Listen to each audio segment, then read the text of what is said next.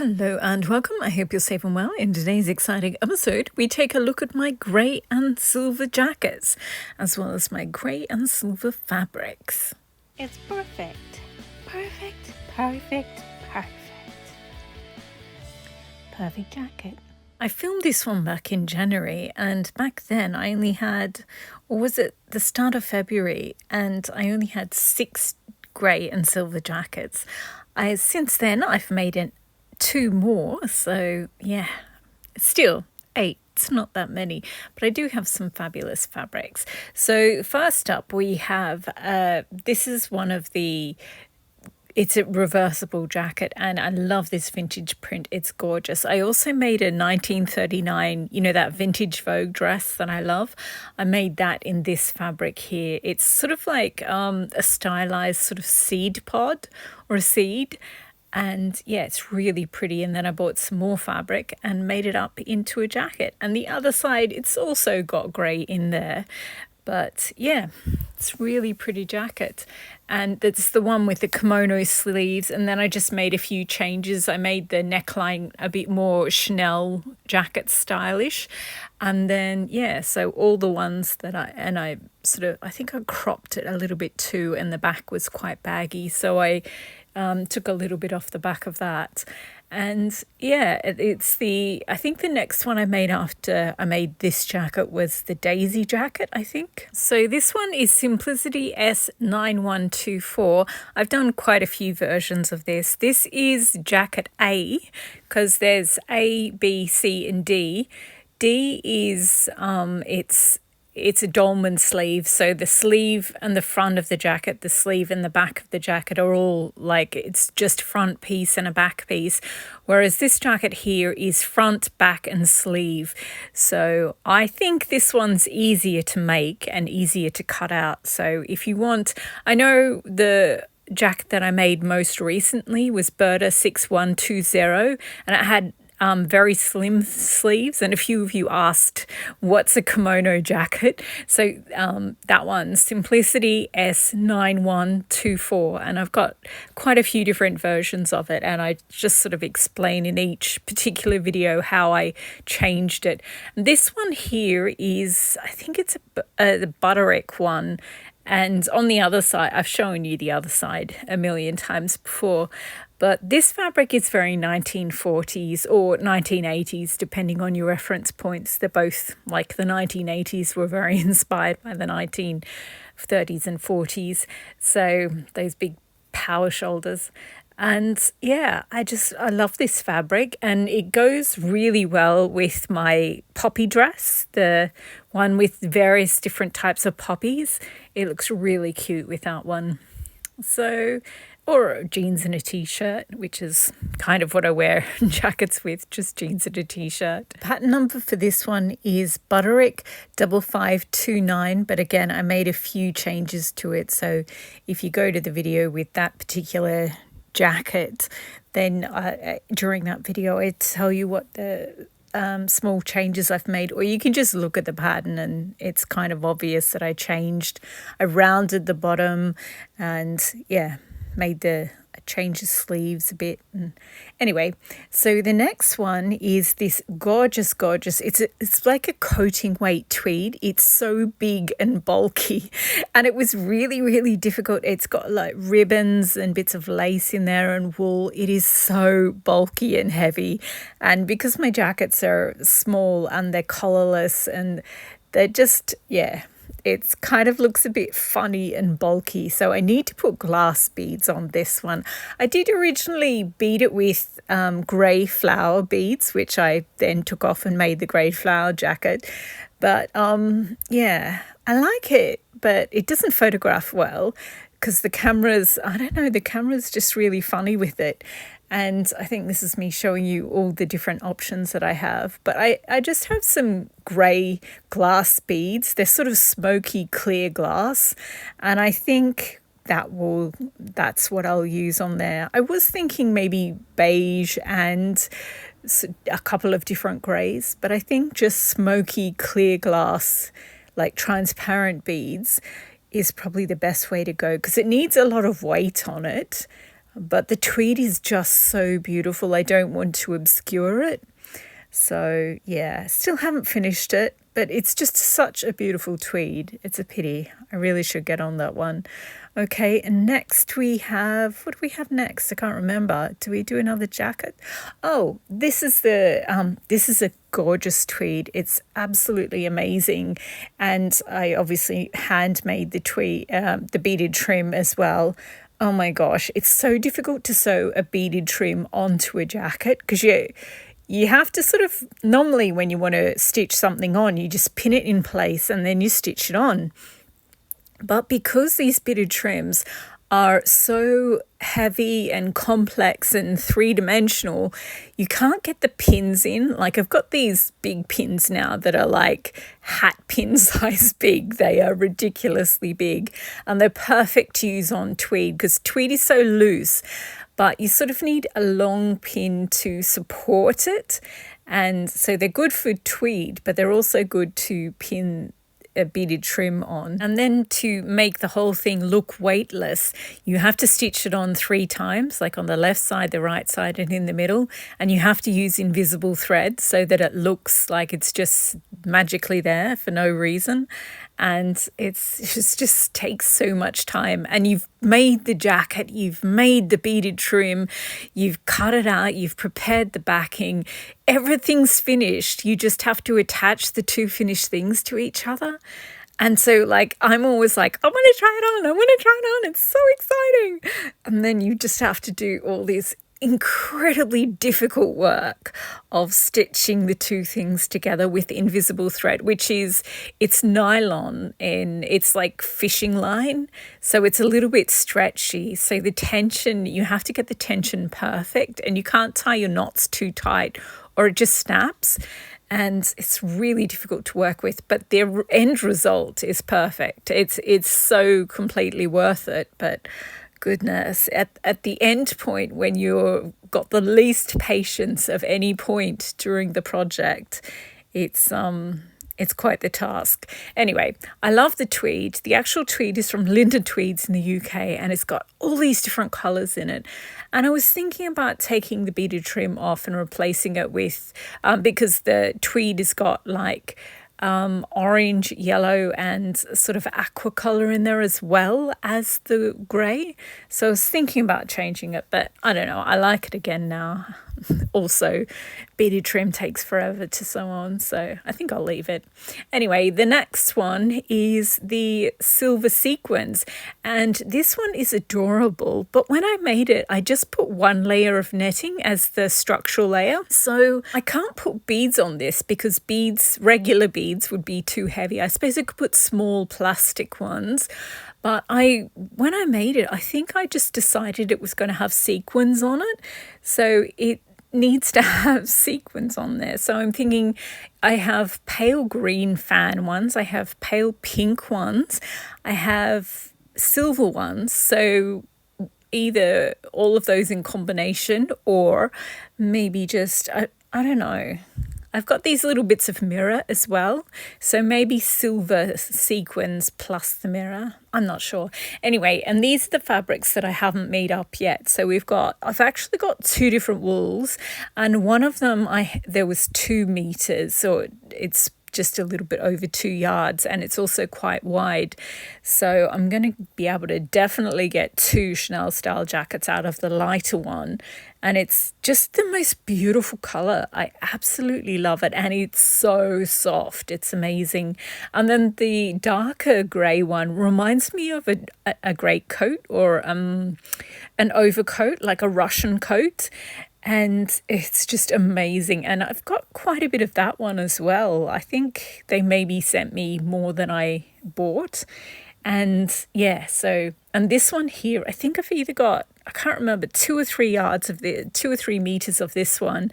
And because Linton Tweed, they have this page on their website and for remnants. So if they have only 3 meters left of something or 2 meters left of something, they'll sell it.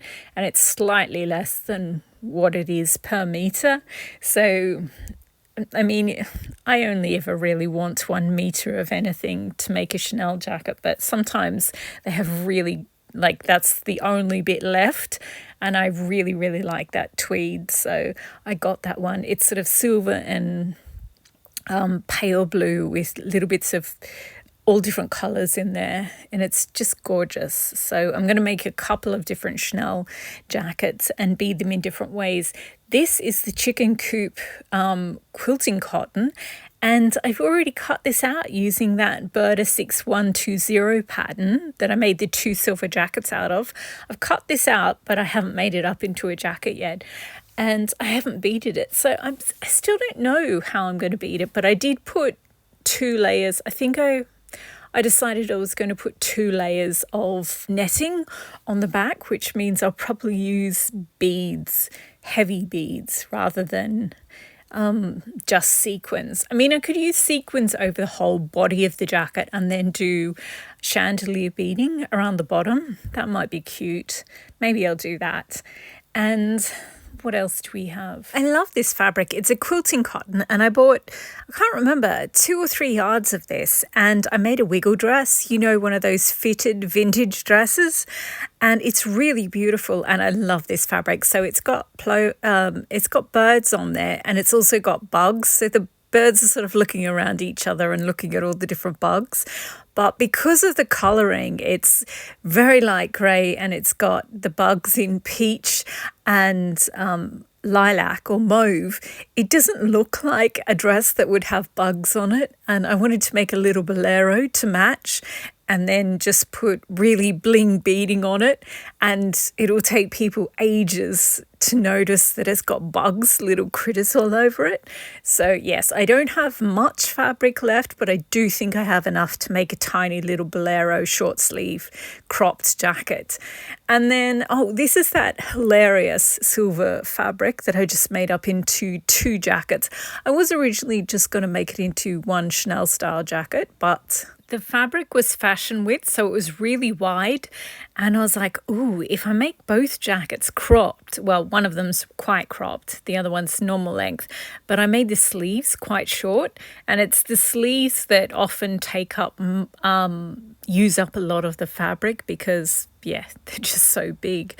And yeah, so I already used that fabric, and I'm halfway through beading one of them.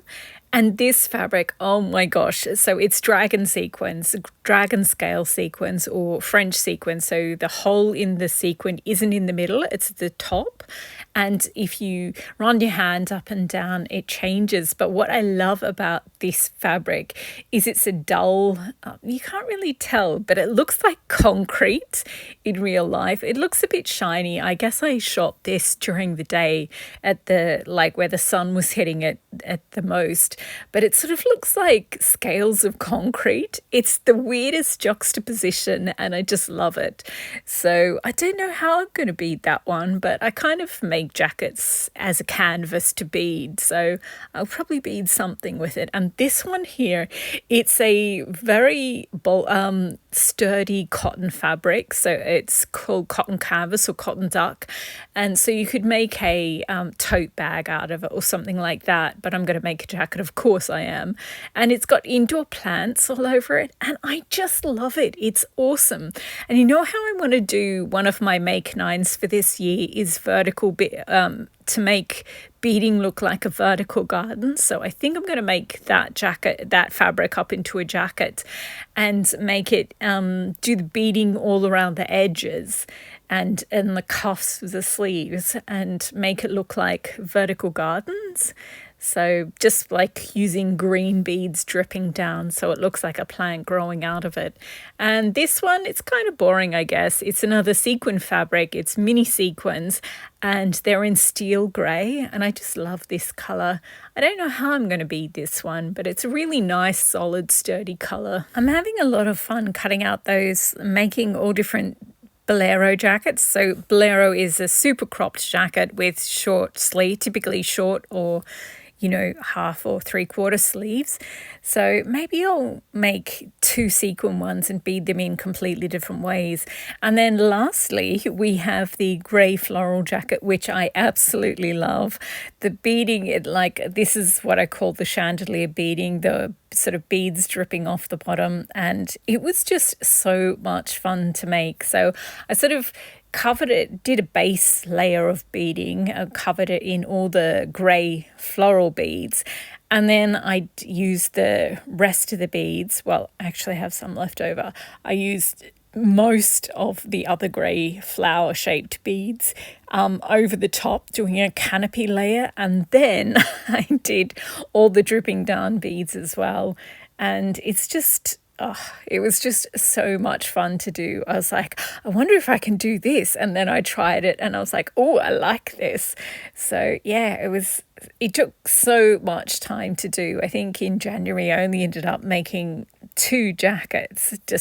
I made it right at the end. I hurriedly made a couple of other things, but I focused on finishing the Paris jacket and doing most of the beading on this one, and it's just, there is so much detail in the hair.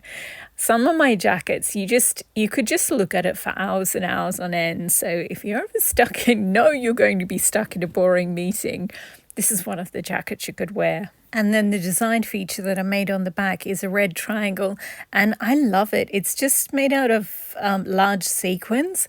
And I am going to have to put a big sign on the inside of this jacket reminding myself to put my hair up before I put this jacket on, because there are so many sort of chandelier strings of beads at the top, and I've got long wavy-ish hair.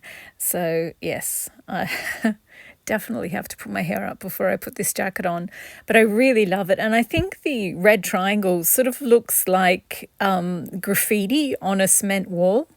So yeah, maybe with the dragon scale sequin, once I'd made that into a jacket, if it still looks like cement, like a big industrial wall, maybe I'll do beading that, I don't know, somehow makes it look like graffiti or something. I don't know what that would be, but yeah, now I really want to make that fabric up into a jacket, because yeah, it's going to be so cool. I also have it in an avocado or olive green, and I've made that one up into a jacket already. It's sort of a Chanel style jacket, but it's a little cropped because I didn't quite have enough because the sequin is so directional, I didn't have enough to make it full length. But that's cool because with the crop jacket, it allows you to do the chandelier beading and have it hang down, and it doesn't get in the way when you sit down or anything. With this one, it's kind of like a standard length jacket, but then it's got the chandelier beading all around your waist. So it's better to do it on a cropped jacket than a standard length jacket. And it works better on shorter sleeves rather than longer sleeves too. So this is me just doing a recap of all the jackets we've already seen. Oh dear, I just listened back to that. So cement is an ingredient in concrete. The walls are concrete and the ingredient is cement. And in fashion, the colour is cement. So yeah, whatever. I feel like you know what I was trying to say. Anyway, this jacket just took so much time to make. And as soon as I finished it, I was like, oh, what other flower-shaped beads do I have? I want to make another one.